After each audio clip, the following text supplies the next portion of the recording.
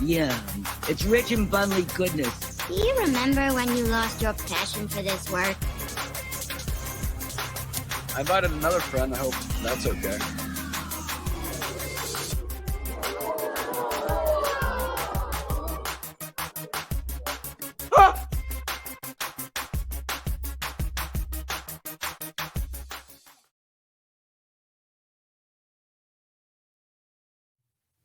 See, like that's the thing. That the one thing I don't remember. I haven't read a lot of the expanding universe books. I still think they exist, no matter what KK says. But have they ever gone into dwelled or delved deep into a stormtrooper's training? Has there ever been a book about how a stormtrooper goes through the academy to become such a deadly weapon? They may have. I don't know. I mean, I haven't heard. Yeah. But I'm surprised that hasn't even been touched. Like, let's not go with Jedi. Let's not go with the bounty hunter. Let's show how a stormtrooper is trained, and then how they're sent off on different expeditions. Well, I don't think they really did, because the whole thing, like the whole idea with Finn coming out, the reason why his character seemed so interesting was that we hadn't had any insight into the stormtroopers, what they did, how they came about, how they were trained, any of that. So yeah, I don't think there's anything in the EU.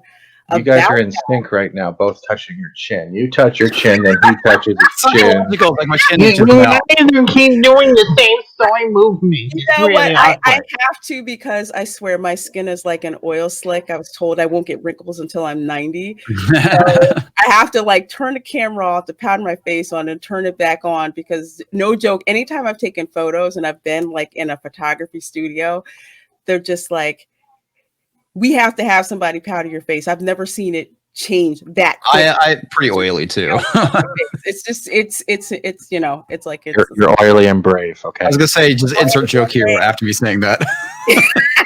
No, we're gonna clip that. Going back to the whole thing with Finn, I mean, when that trailer came out and you see him pop up and he's running off in the desert. I mean, it had a lot of people intrigued, including myself, despite my gripes about the whole thing with keep the space Nazis.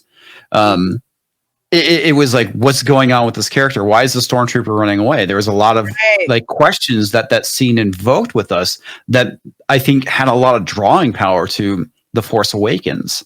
And the thing that really irritates me is that there was so much potential that they could have done with these characters. They had a pretty decent setup, minus the whole thing with Kylo Ren and Rey's fight at the end.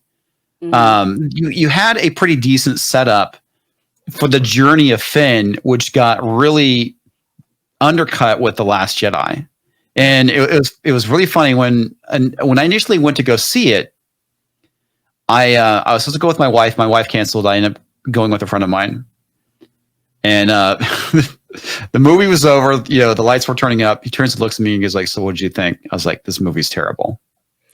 He's like, "Yeah, I feel the same way." But before seeing that though, did you guys, when you first saw the trailer drop, like, because it's been years since we got Star Wars, did you get any feeling in your chest of excitement when you first saw Star Wars? Did that trailer give anything for you? And then it was like a letdown? Like it was like, oh my god, yeah, it did. When like the prequels dropped, the trailer for the Phantom Menace.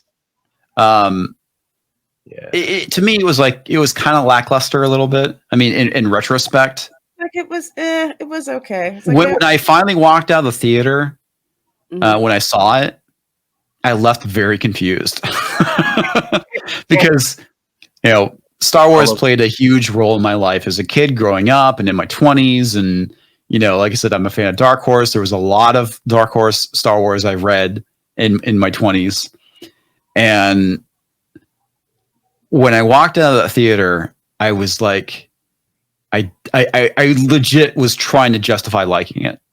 It was a lot of things that people have, those exact same emotions that people felt for the sequels I had for the prequels. And it's like, yeah, the Duel of the Fates fight was amazing, but my vision of what Anakin Skywalker was supposed to be was not there. Completely devastated. Yeah, I always thought tripped over the midichlorians thing. I was so stuck on that. I'm like, yeah. I always envisioned Anakin as being a lot like Han Solo. He was young, brash, not the right person to train as a Jedi, but was very talented in the Force, was trained, and ultimately it was because of that that caused his fall. Somebody who was charismatic and likable.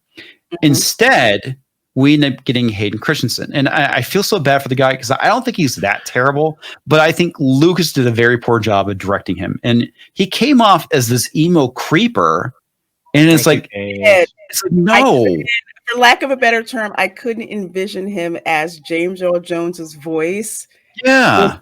Guy as just like that can't be the guy. It's just you needed to cast someone who was very suave, and that was always what I thought Anakin would be like, because, and the other thing too that was part of my headcanon, and I think actually it may have been out there, maybe it was said by Gary Kurtz, is that there was supposed to be like this love triangle between the mother of Luke and Leia and Anakin, and it was because of that love triangle was ultimately the reason why Anakin ended up hating Obi-Wan, and it also contributed to his fall to the dark side. I would like to state, though, quickly that we don't take responsibility in Canada for hating Richardson. We have no part in the outcome of the emo Skywalker that became that shit. Yeah. Okay? So don't blame Canada for that one. It gets everywhere. Where's my mascara? Yeah. And it's I agree. Like for Padme, it's like, dude, why do you like this guy? He's like, if you're cry. All he does is cry. I gotta show you the Jedi dance party stuff because it is funny. Oh, you talking about do the where he has like Solo? laser eyes looking at her boobs and he's going, It makes him like even more creepier. Forced cupping engaged. Oh my gosh. It's funny. If you take away the trailer, you remember when the first one came out, the Phantom Menace, right? If you took out the Duel of the Fates song that they actually made a music video of for that and just played the trailer without sound, you literally get confused before you even stepped in the theater. I don't think if it was for that song overlaying for most of it, it wouldn't be what it was. Mm-hmm. I agree that the Darth Maul fight was badass. I believe Jar Jar was kind of a mistake, and it was not something you should put in there after you shouldn't have even made, but I get the point of view. And a lot of those movies were very much influenced by the early 2000s because we just had 9/11, we have George Bush, and we had George Bush's comments about you're either with us or against us, which ultimately made it into Revenge of the Sith, and it's just like. So then, why didn't Palpatine choke on a pretzel? He didn't drink enough water, I guess. No, because I'm making the joke with Bush, right? Because remember, Bush almost choked on a pretzel. Oh yeah. I'm surprised that wasn't used either. I was like, where are you going with that? With that particular. I am definitely going to nerd myself away. But I just remember when I went to see the Phantom Menace, just a bunch of us took off. We were excited. So basically, IT was not in the building after like 12 Same here. We were all I worked for. We all went. Yeah. Yeah, you couldn't schedule a meeting because it's just like, no, we're not going to be here because Phantom Menace is coming out. But after seeing it, it was kind of like I just felt kind of blah after seeing that. Like I said, I just couldn't get over the midichlorians thing. I'm like, that's how they're going to. I agree. Yeah. Okay. Jake Lloyd, he was all right. He was okay. I did like the pod race because I like the Tusken Raiders shooting at people like rednecks. I thought that was funny. But other than that, it was kind of like, it's okay. But even then, even how like he destroys the thing that made me mad about it is that when Obi-Wan's talking about, he's reminiscing about Anakin being a great pilot, and you see him as a kid accidentally doing things like blowing up. He somehow autopilots the Naboo fighter, ends up within the droid Federation ship. He's like, I'm just going to do a 360 and press the fire. I'm just going to do these things and hit the buttons. I swear, because Palpatine was there going, I got a young one. I got a remote control on the fighter. Let's just do this for you. I don't like the droids. It's done. It was bad. But I'm going to ask you, Comix, do you think, or did you ever play for N64 Shadows of the Empire? I did not.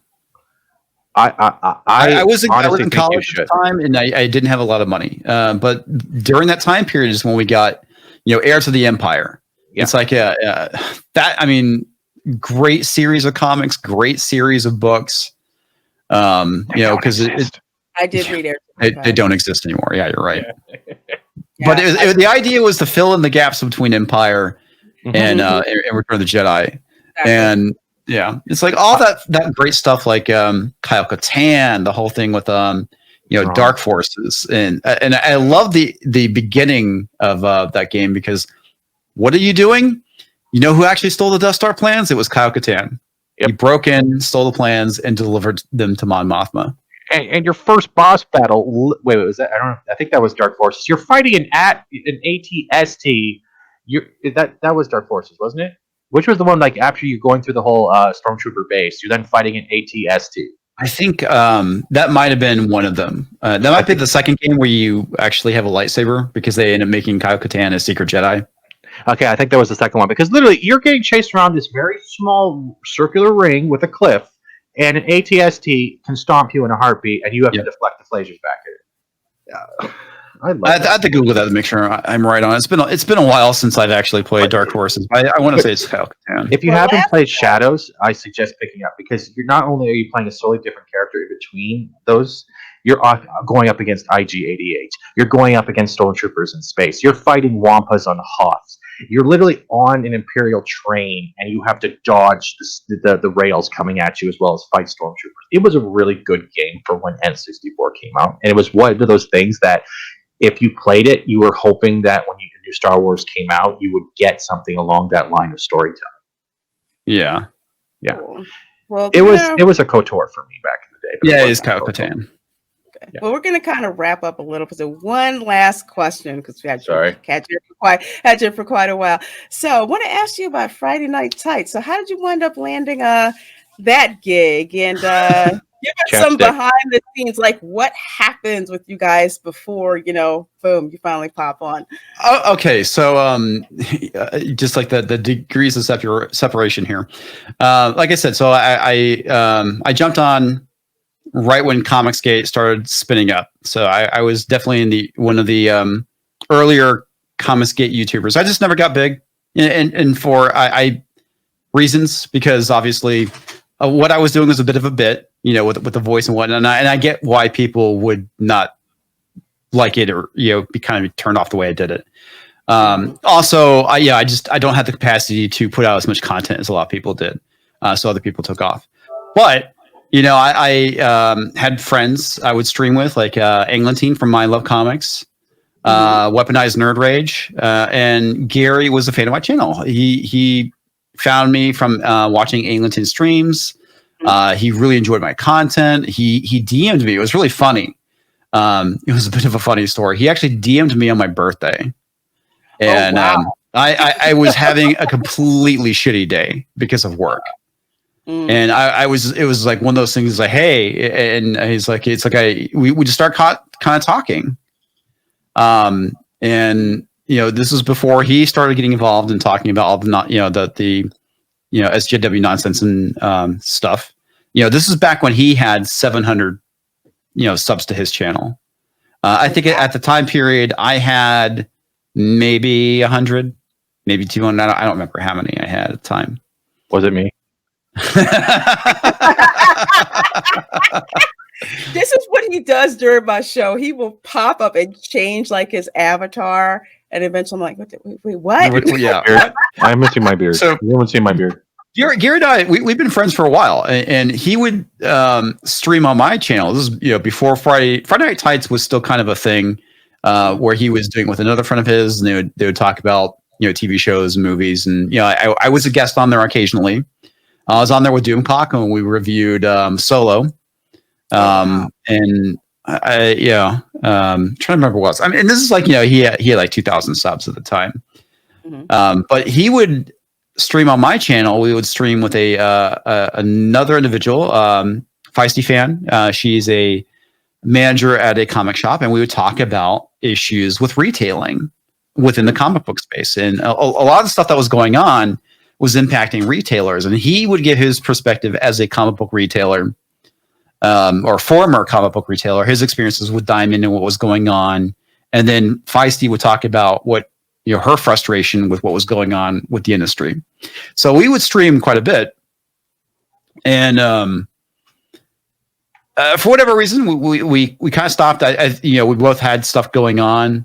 For me, it was a lot of stuff with going on with work. I was kind of burnt out with YouTube just because of stuff. I wasn't feeling as inspired for creating content. So like the majority of like 2018, my channel was a bit of a wasteland. So I would do a stream once or twice a week, but I wasn't doing regular videos. And it wasn't until probably at the end of 2018 when I started doing things again. And I think I'm trying to remember how much content I did in 2019. I don't remember. Anyway, doesn't matter. So when Dennis left, he pulled me on to be his co-host. So we were going for a while, and we would have Odin on, and then he made the decision to pull in Jeremy on a regular basis, and it became kind of the joint venture between the joint venture between Neurotic and Geeks and Gamers. Mm-hmm. So that's kind of how all that evolved, and it's fun. It's amazing to see how the show has evolved over the last 2 years, from being him and Dennis to him and myself, to having people like Kurt Metzger on. I mean, that's just so freaking amazing. And going from having like 500 people watching to 5,000. 5,000. I mean, I only became aware of the show, I want to say, a couple of months ago. And I know one time I dropped it. I'm like, holy crap, I didn't know you could have this many people watching the show at the same time. It was insane. The same thing is, I have to give you Comix Division and Gary a little bit of credit. It's not just you guys over the last 2 years. I started getting really into you guys, let's say in January, right before LD started happening across the world, and the COVID Wu-Tang, whatever you want to call it, started getting popular. Coof. The coof sounds like a really disgusting genital. It sounds like a really nasty STD. It does. It sounds like, have you got that coof? You can't wipe that stuff off. But it's gone to the point where not even then, from the beginning of this year till now, you guys have not just evolved over 2 years. You have taken what this has done and evolved 5 years worth of content. You have people making intros for you. You're the Terminator in Perry Chan's stuff. I don't even know why Perry Chan made me get stabbed by a zucchini last week. I don't know what the hell happened there. But the fact you guys have literally become your own TV show.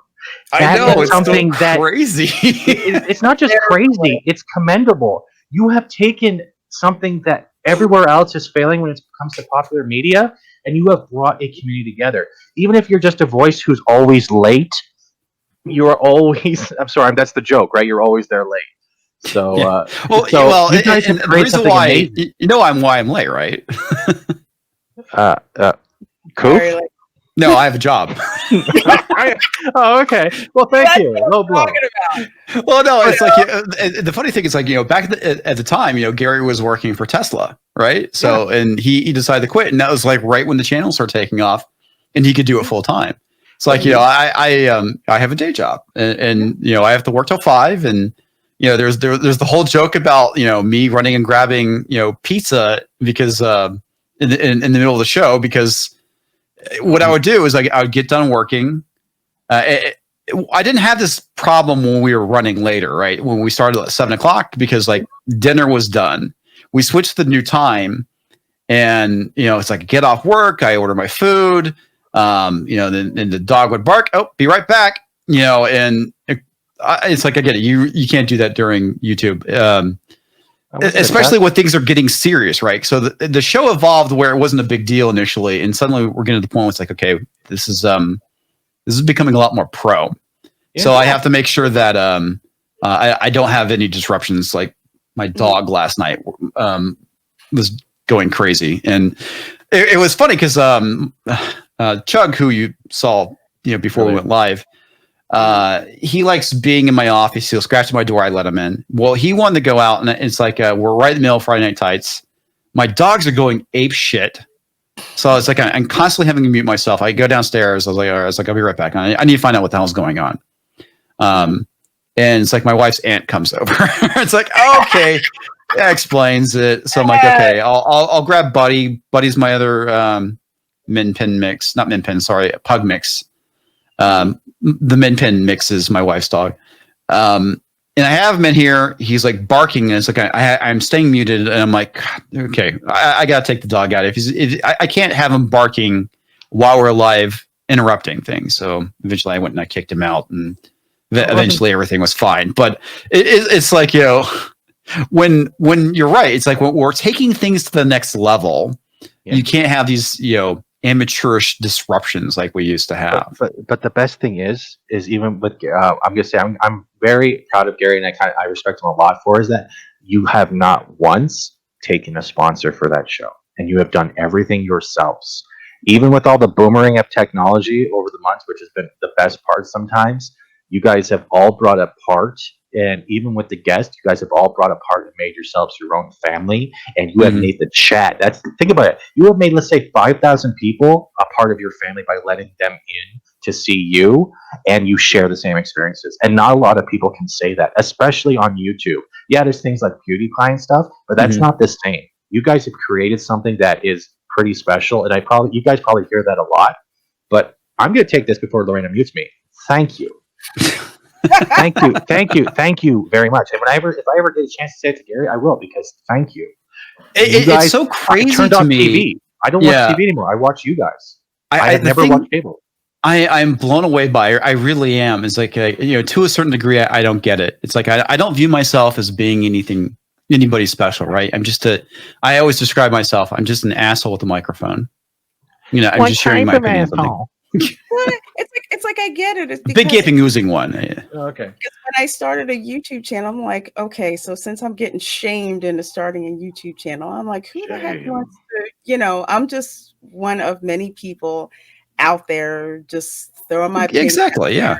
Whatever, there's nothing distinctive really about me, but with you guys, with Friday Night Tights, and actually Clownfish TV pointed this out, and I thought it was hilarious. Oh yeah, there was some kind of quasi fandom event, Star Trek sponsored stuff that was going on, and I think they got like 500 views, and then they showed the snap from Friday Night Tights, 5,000 people watching, and they're just like, here's the dichotomy. And that it was New York Comic-Con. Yeah, it was pathetic how it was. That's for the Patton Oswalt MODOK stuff.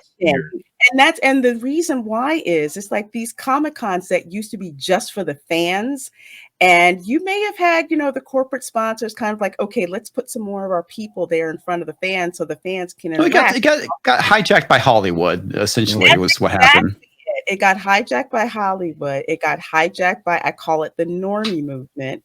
And now it's like, all corporate sponsored. It's like no one really wants to watch that. So it's different from seeing something like that to go viewing something. Is my mic dropping out? Okay. No, I can hear you just fine. Okay. I have like the boom here. I'm trying not to knock it. I'm trying to keep it outside. But with watching you guys on Friday Night Tights, it's literally a convention every week. And that's kind of like the atmosphere that I like to say. It is. It's just like fans there getting together. And besides you guys on screen, there's people in the chat talking to each other. Like, it's hard for me to put something in the chat when I'm on my way to go teach, because as soon as I see one of my friends like Christy, as soon as I at her and try to see her at me back, there's a bunch of these other people trying to talk, and I'm trying to find where she is, and there's so many people in there, but it's cool. It's like this ocean of fandom. It is. It's amazing. You guys every single week. The thing I find so funny about it is like the whole thing with hey and how that's become like a thing, right? Because I was doing my creepy Matthew McConaughey voice, because hey Matthew McConaughey, and so that kind of stuck. It's like, oh my god, I was just being goofy, and suddenly that it's a thing now. It's like, welcome to Hey Division. We love it. Just like when Odin's mic went crazy and it sounded all robotic and whatnot. Guys were having him say so. That was hilarious. It's great. and that's the thing I find so amazing is this community of people, that how we all found each other for like various reasons, be it, hating what's going on with modern comics, hating what's going on with Star Wars, And that's the thing too, is like, two of the things I love the most, Star Wars and tabletop role playing games have been hit so hard by identity politics and social justice. I mean, you take a look at what's going on with Dungeons and Dragons and how they're basically trying to say that orcs are black people. It's like, they're giant green. You better tell Warcraft. Warcraft is true. It's like, what is wrong with you people? How can you come to that conclusion over a fantasy game and saying that orcs are marginalized people? It's like, it's ridiculous. It's like it is. And you see race in a freaking hot dog. You project this stuff where it's not even necessary. Wait, there's a new game you can play. Just Google, is something racist? Like, is sugar racist? Is diet soda racist? And odds are you will find something. We were joking around with the whole thing with candy corn. It's like, is candy corn racist? And we actually found an article on why candy is racist. So hey, wait, here you go. I found one. Is Twitter's image cropping feature racist? Yeah, that was 4 weeks ago. Are you serious? I'm not joking. Yeah, there we go. Yeah, it's another example of what I'm talking about.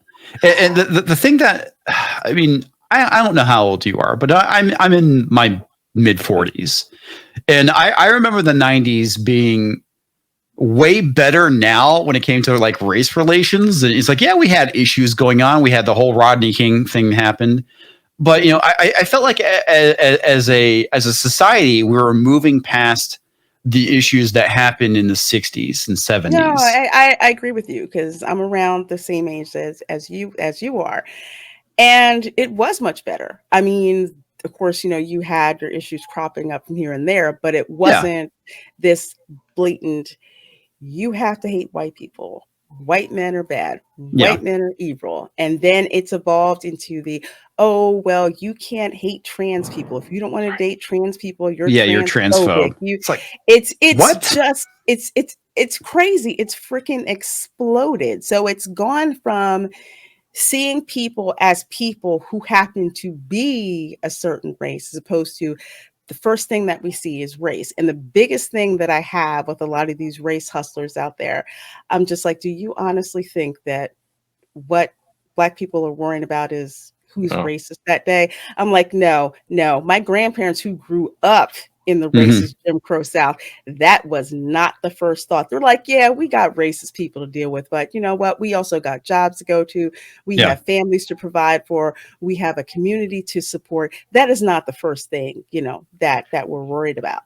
You know what I can't wait for is when we get the 2021 IDs, and it's going to have your name, your address, your genitals, if they're your genitals, or you've got them just put on, then your sex, if you're this, you're that, what skin tone on the actual color chart you are. It's good. Your ID won't even fit in your wallet. It will have to be like a T-shirt you'll have to wear underneath your suit, just so you can tell people who the hell you are. It's just crazy. That's why I'm so glad to connect with people like you, Comix Division, and like with Fat Steven, and like with a whole bunch of us out there who are just like, you know what? This crap is crazy, and we need to get back to getting the politics out. Yeah. Out well, pop culture. The thing that is so bizarre. Have you read the short story by Vonnegut, Harrison Bergeron? No. You need to. You really do. And the reason why is because you're seeing a lot of the things that is in this story that are kind of taking place in society now. What ended up happening in the world of Harrison Bergeron is that if you're too attractive, you have to wear a mask. If you're too smart, you have to wear this device in your ear that disrupts your thinking. If you're too agile, you have to wear chains. So the idea is that they're doing all these things for equity, not equality, but equity, trying to force everybody to be at the same level. And you're seeing that happening in our world now. That's interesting. I haven't heard that story, but it reminds me of an episode of The Twilight Zone. I wouldn't be surprised, yeah. Where this woman, they were like chasing her, and they were like capturing her just so they could do surgery on her because she was so beautiful.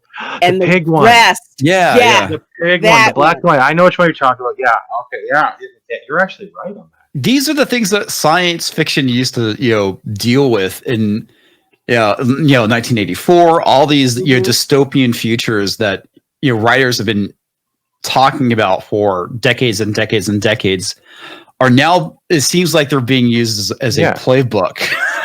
It's like Orwell's War of the Worlds, right? It's War of the Worlds is literally happening right now, but it's now War of the Identities.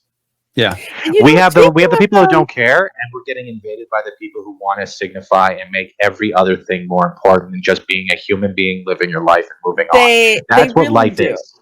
It's like War of the Worlds. The only problem is the Koof isn't taking them out like they did the Martians.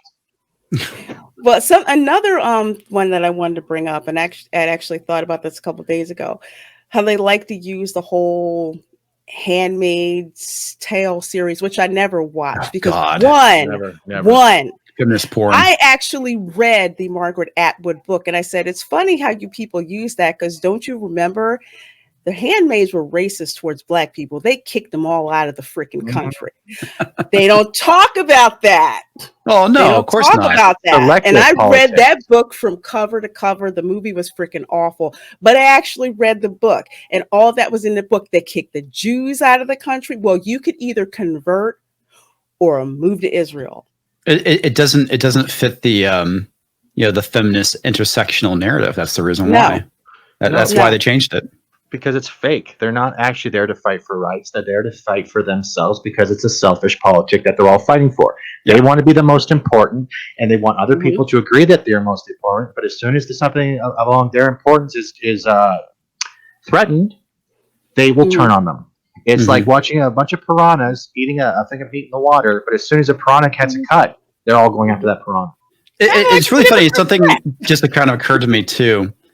A lot of the reason why we're seeing what is going on in entertainment, specifically with the comic book industry, is that you are a fan of G.I. Joe. You just showed your G.I. Joe comics that you have. Obviously, those were written for boys, but clearly there's still an audience for women as well. The issue is that the comic book industry was like, oh, we have this untapped market, of female readers. You mean that those female readers you've already had reading Batman, Superman, Spider-Man, etc., that don't want you to change these things. So they tried to go and change these things to make it more, female friendly. Ultimately and I think probably turning off the original fans as well, female fans. But they're doing it to try and appease this new segment that was previously untapped. And it doesn't mean you can't make comics specifically for girls and women. That's fine. The problem is when you go and you take an existing property that was for men or men and boys, and you try to make it more female friendly. And that's the reason why a lot of this stuff is falling apart, is because of that stuff. Oh, absolutely. But don't you think though, Walmart Wonder Woman was sexy as hell with her torn jeans and concave stomach and everything else? So don't you think that was like Oscar-worthy picture art right there? That was, oh God, I just like making her face like that.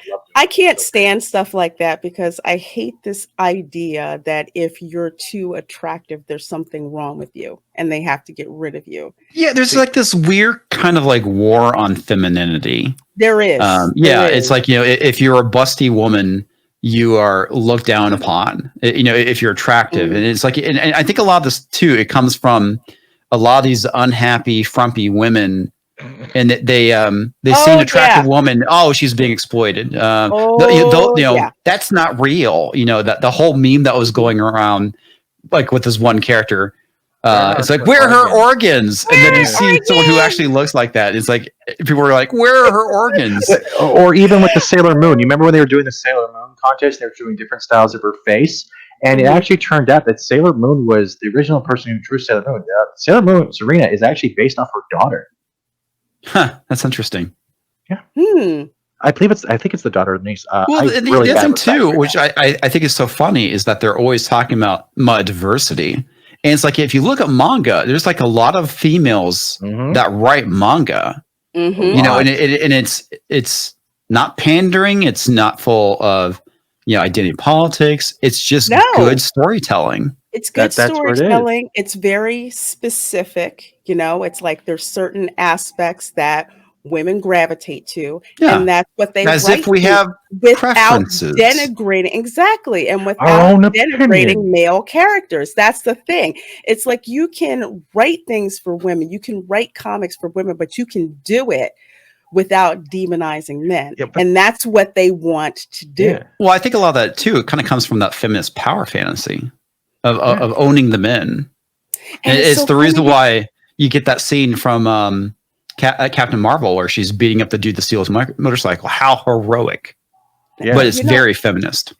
But- And the thing is, it's like feminism wasn't originally what feminism was about. And that's what sometimes people Yeah, forget. yes and because no. the very vocal, because it's from like at least from what I understand, from the way that I've experienced it.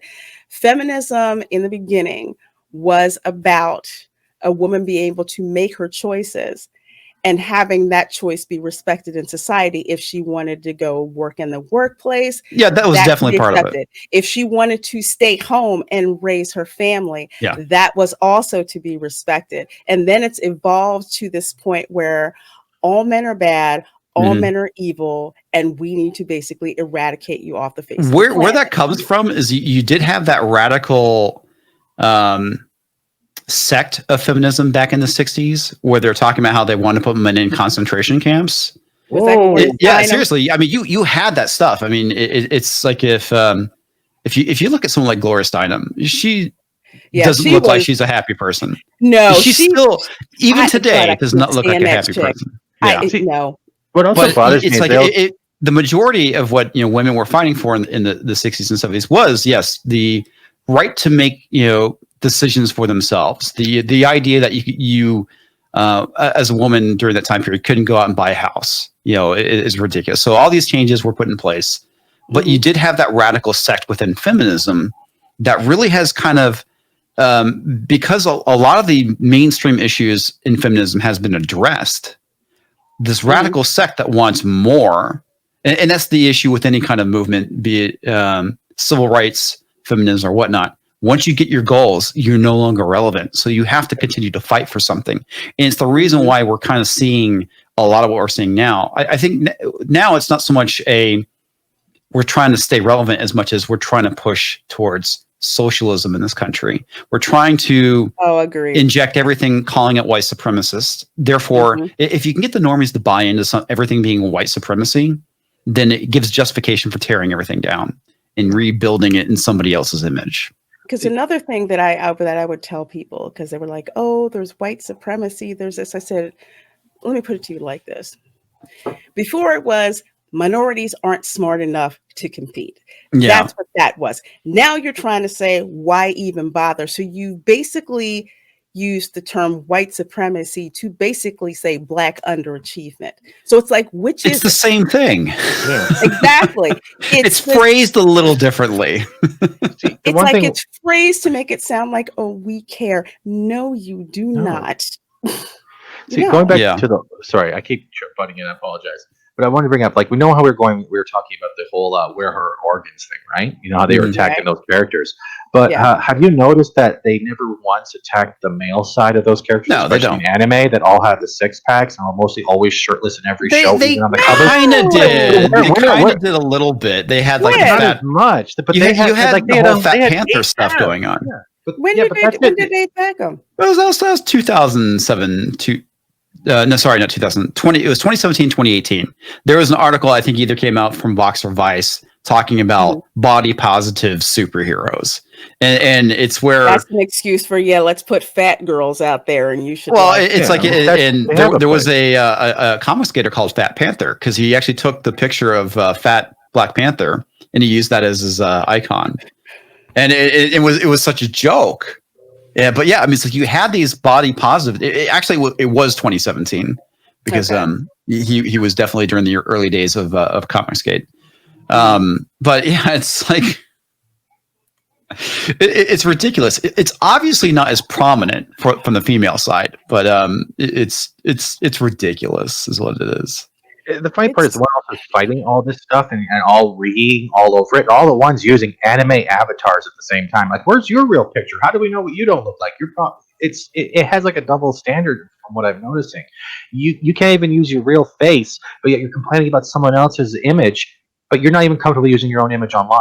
Yeah. Well, it's the thing. It's like we're allowed to do whatever it is that we want to do, and to hell with you. It's like online when I get accused of either not having my real picture or I'm not black. Oh, that's the other one. Wait, you're black? Yeah, I know. Even Abu Nas was confused. Yeah, so I was about to bring up the Abu Nas thing.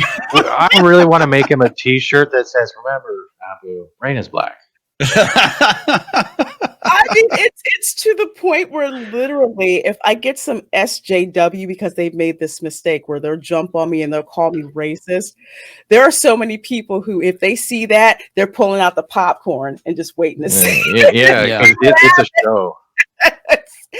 But it's just freaking ridiculous. They want one standard for them, and they want one standard for everyone else. Well, on top of that, if you don't agree with them, there's something wrong with you. You have internalized misogyny or internalized racism. Exactly. It's like, talk about the thing that annoys me is that they come up with these terms to dismiss people like you and to dismiss your ideas.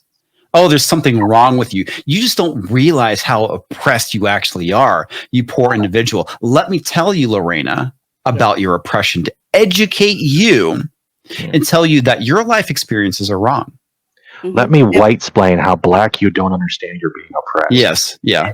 It's so funny because, well, not really funny, because it's the same old trick. So let me take you back to the Civil War, okay? And even a little bit before the Civil War, where you had Black people who were escaping the South to go north. And there were so many of them that plantation owners were just like telling stuff about, oh, well, if you go up north, you're going to starve. You're going to be begging on the streets. Here, we take care of you because you can't take care of yourself. Here, we feed you, we clothe you, and when you die, we bury you. Who's going to do that up north? Meanwhile, up north, there's Black people with jobs, owning property, doing all that. And the thing is, they had to worry because of the Dred Scott decision. They had to worry about slave trappers coming north to find them, and the North just as complicit, ratting people out to, get rid of them. Take them back south. It's the same MO. They just package it in the aspect of caring. Yeah. And outside of Trump, that's one of the biggest issues that I have with Republicans. It's like, you don't push back on that. They call you racist and you just curl up in a corner and, die. You don't say, have any proof? You don't have proof? Yeah. Shut up. Exactly. And that's the thing I find so funny about it is I jokingly say that the Democratic Party is the new plantation. But it's like, if you take a look at these democratically controlled cities, and I don't understand why the Republicans don't bring this up. They are the worst place to live if you're Black, in my opinion. They don't bring it up because you have too many of them who are more worried about getting called racist than winning elections. And they've literally abandoned the big cities, which is why a lot of Black people were getting out of the cities when they were going to hell in a handbasket. Like my parents were one of them in the mid 70s. They got out of Philadelphia because they saw exactly what was going on. But you have Republicans who don't even bother to go into those areas. So the only choices that most people have to vote are Democrat because of the Democratic political machine that's there. I think you're beginning to see that change a bit, though. It is starting to. It is definitely starting to. I agree with you. It is definitely starting to because it's had to change. Yeah, there's definitely a rise I've seen in Black conservatism right now. And I think it's kind of funny because I think the people I've seen and listened to are the ones who are coming up with the better ideas right now within conservatism, which is actually pretty interesting. It's like, do you watch Tim Pool at all? Yeah, I've heard of him. I haven't watched him regularly. He's great. He's great. He's had it's like I wish I could remember the names. One is Billy. I can't remember his name. He's running as a Republican, I think it's around the Buffalo, New York area. There's another lady, I can't remember her last name. It's Kim. I think she's running in New Jersey as a Republican. And so it's really interesting listening to these people because they're basically just saying the same stuff I've been saying. Mhm. And it's just like I'm glad to see it because I right now the Democratic Party needs to be punished severely for what has been going on because of 2020. It's like I was never a Trump supporter, but 2020 turned me into one. Seeing what happened in these cities where it's like you have these riots, you have these buildings that are being burned, and they're not doing anything about it. They're letting it happen, and they're letting it happen because they're invested in it. I tell people, Philadelphia, the city that I live near, the city that I was born in, Philadelphia looks the same 50 now that it did 50 years ago. It looks like crap. It has been democratically controlled for the past 50 freaking years. Nothing has changed. There's parts of Philadelphia that that make Afghanistan look like a paradise. Oh crap! Yeah, there's like there's that one city in New Jersey. I think it's Camden. Thank you. Oh yeah. Camden is notorious. Camden is so bad. Newark talks trash about Camden. Well, it's like if you go and Google like pictures of Camden, it legitimately looks like a third world country. Oh yeah. And it's run that way. Run that way. But finally, you have people who were just like, you know what? We've had enough with the crappy management from Democrats. We are sick and tired, of our schools being gutted, for being barred from being able to make choices about where our kids go. So you're starting to finally see this shift because, like I've said, the Democratic machine has been in place for a very long time, and it takes time to upend that, but it is happening, which is why you see so hard of a pushback. For example, Joe Biden saying, if you don't vote for me and you're black, you ain't black. Really? Yeah, I know. And nobody's calling him out on that. That's the thing I'm so surprised they're not at. doing it. And I'm just like, I can't believe Charlamagne. But going back to the Republican Party real quick, I think that their biggest issue up till recently has been the lack of new blood, the lack of fresh blood within their party. Oh, that's why Trump got elected. Yeah. That's what I tell people. Trump was not my guy. Ted Cruz was my guy. Rand Paul, not so much, but they were kind of the start of the new blood that was coming in. Just like, you know what you've been doing isn't working. We don't identify it with it. We're going to start to change things. And you saw the Republican establishment pushing on them to try to silence them and get them out. Well, the general populace got pissed. That's why we wound up putting Trump in office, because we were tired of the establishment going on. Now with the Democrats, it's kind of like the flip side. You have the establishment like Joe Biden, okay, that they wanted to put him in, and the people in their party that want the change, they're not paying attention to them. They don't want them. They don't want them in there. But that monster, they can't control. You can see it with AOC. You can see it with the squad. You can see it with even the moderators. When they're doing the debates, they have no control as much as they try to silence them, and it doesn't work because what's funny is, like, if you were watching anyone doing the debates a couple days ago, the people whose channel they were on, they would say something, and like, I really hope they say this, and then Trump would say it a second later, like he knew, and it was mind-boggling. Like, if you rewatch Wes's, you know who Wes Moody is, right? Yes. Oh yeah. We watch his debate show, and there's literally points where Wes, I really wish you would call him out on that. And 5 seconds later, Trump said exactly the same sentence. Yeah. Like, do you have an earpiece with him? Like, Trump. I can be honest.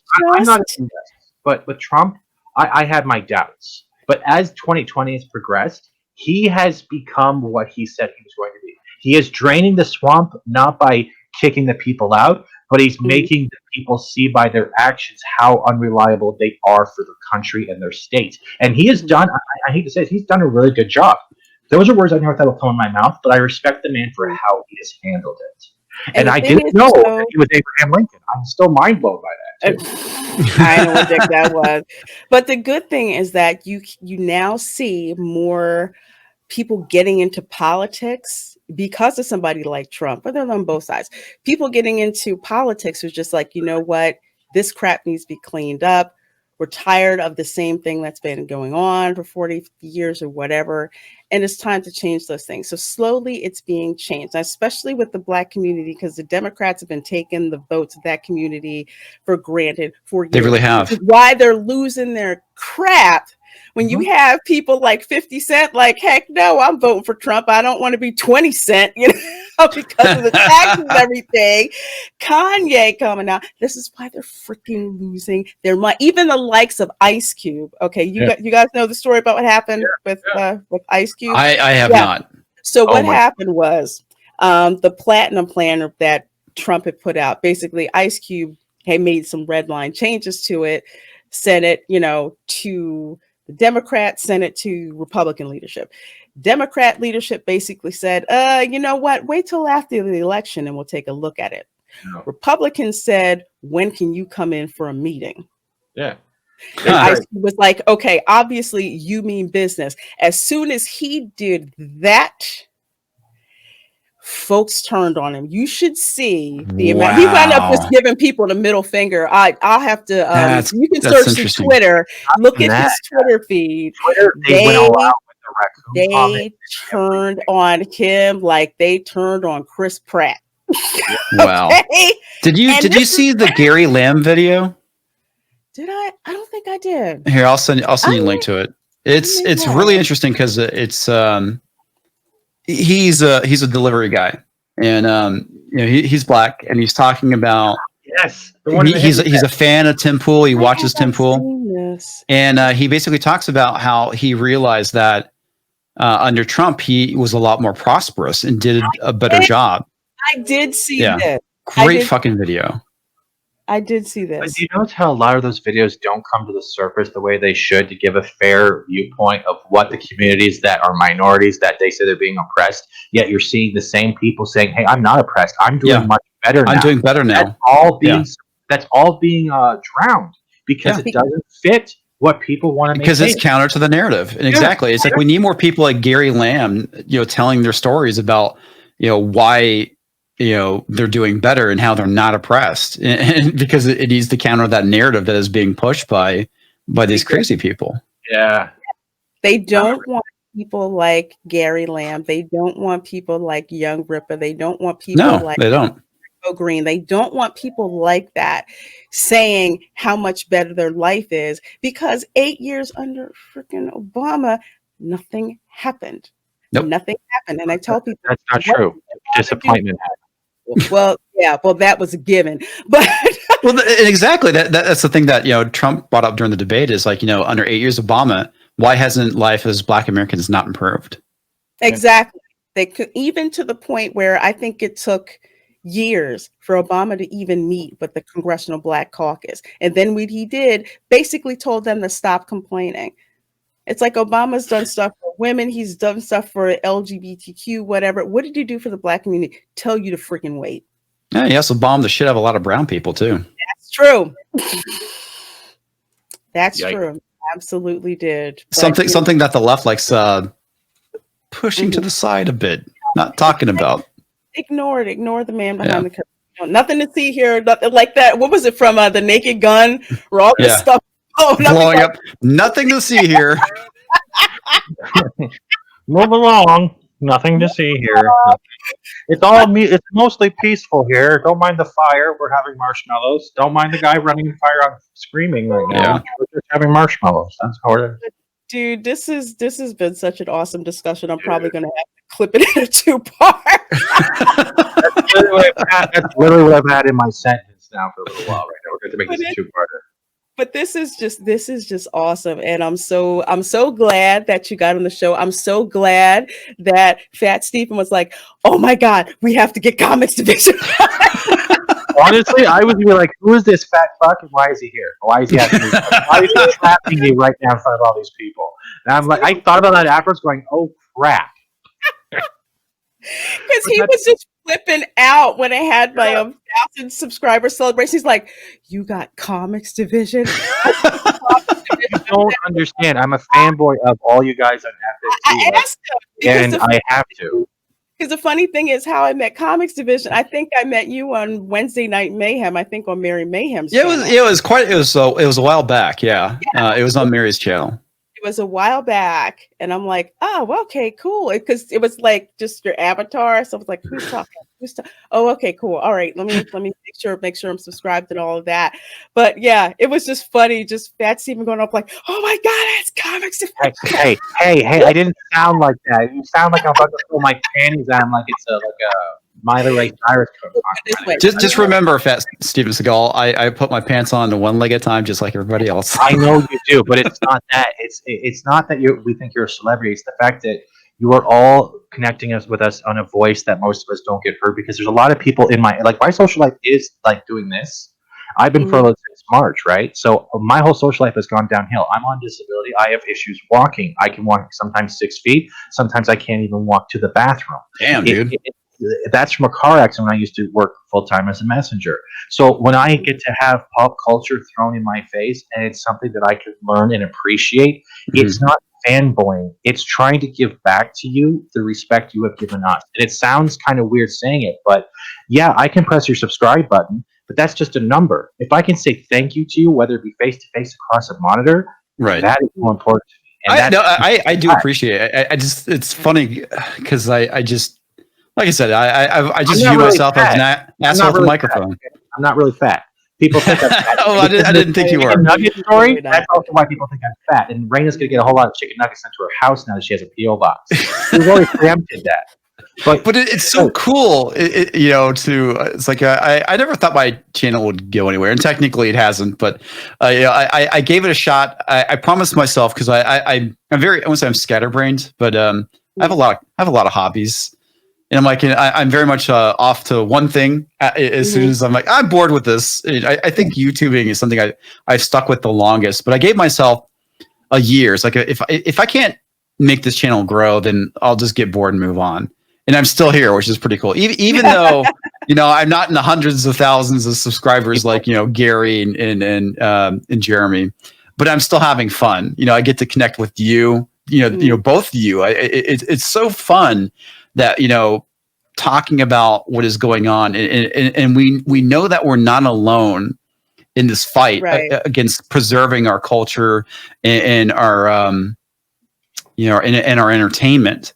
That we found each other, we found more voices to try and amplify what we're saying, and hopefully bring sanity back to our culture, our politics, and our entertainment. Absolutely, very well said. I'd like to add one more thing, because I don't get to simp that often. But you also have to take consideration. When I first came into doing this, like, I had other names when I was started watching you guys. But when I made this account, it was because of you guys that I started to make myself a little more well known. And you have to take it from my point of view. I came from a guy in your chat who then sent weird memes to you people out of the blue, to now I'm on a show with Reina actually talking to you. So that progression over a few months, plus I had a GoFundMe completed from the help of the community, okay? I was able to get a whole new computer together, get all this stuff set up. So that in itself is a milestone that I never thought would go anywhere. So you guys deserve just as much thanks, because there's a lot more like me and Reina's out there that aren't even given the chance to talk. So you guys might not think you're special, but you've given something special. You've given a role model that the comic book heroes are no longer there for.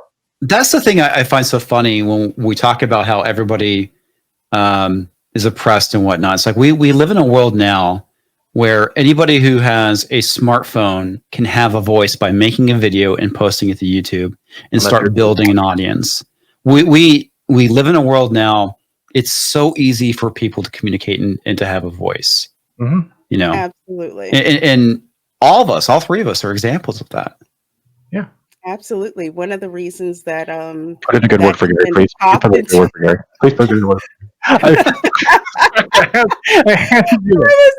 was gonna say one of the reasons that idea even popped into my head like years ago is a video that I saw of Andrew Breitbart. I think you can find it on YouTube, where he was holding a press conference, and he basically said, all of you who have a cell phone, go find it. He said, and hold it up. And he did. He said, you're all citizen journalists. Yep. All of you can contribute in a way to find the truth. And don't let anybody tell you, because you're not part of the elite journalism. I say that in quotes, Journalism, yeah. Journalists said, don't let them, don't let them demean you because you don't have that title of journalist. He's like, a matter of fact, you're even smarter than them, because you have to really make sure you have all your information correct. Because you're not paid for a bias. Because you're not paid for a bias. And if you look at Project Veritas, because James O'Keefe was one of Andrew Breitbart's proteges. Yeah. When you see his videos come out and all of that, that's with the same thing, where he's asking people, do you know something? Find out, let us know, we'll pay attention to you. And they've broken into places like Google, ABC, retractions out the backside. Tim Pool actually recently interviewed him. And it was really interesting to see James O'Keefe's side of things. And he talked about how he was arrested and all this stuff, where he was under house arrest for a while. And it was interesting. I probably should watch more Project Veritas. I talked about certain things that he talked about, specifically with the YouTube censorship and stuff that's going on with Google. And the thing I find so funny about it, the whole thing with investigative journalism, that was a thing back in the day before he was around, and where they would go and secretly film people. And now that he's doing it, they're basically saying that he's a dirty player. He's a bad actor because he's, doing these gotcha things. It's like he's doing the stuff you people used to do. Exactly. And again, it's like one set of rules for you and one set of rules, Yeah, rules for me, but not for thee. Rules for thee, but not for me. So with that, thank you so much, Comix Division, for joining us. It's been a pleasure. It's been an absolute pleasure. Thank you for having me on and allowing me to spew nonsense. Oh, not a problem. You got an open invitation if you want to pop on the lunchtime show, or you want to record offline. Just let me know. Definitely. I need to have you on the channel as well at some point in time. Oh, awesome. That'd be great. Oh God, I'd love We'd be delighted. I'll have both of you on. I got to do as much as I can. Absolutely. So folks, please do go subscribe to Comix Division. If you are subscribed to him, double check to make sure you are subscribed, because YouTube is unsubscribing people. That's true. From channels. So definitely please check that out. So with that, there's another episode of, split into two parts, after school special with the Comix Division. So thanks so much for watching. Please share this video, subscribe to everyone on the panel if you haven't, and have an awesome day. And beware the red panda boil.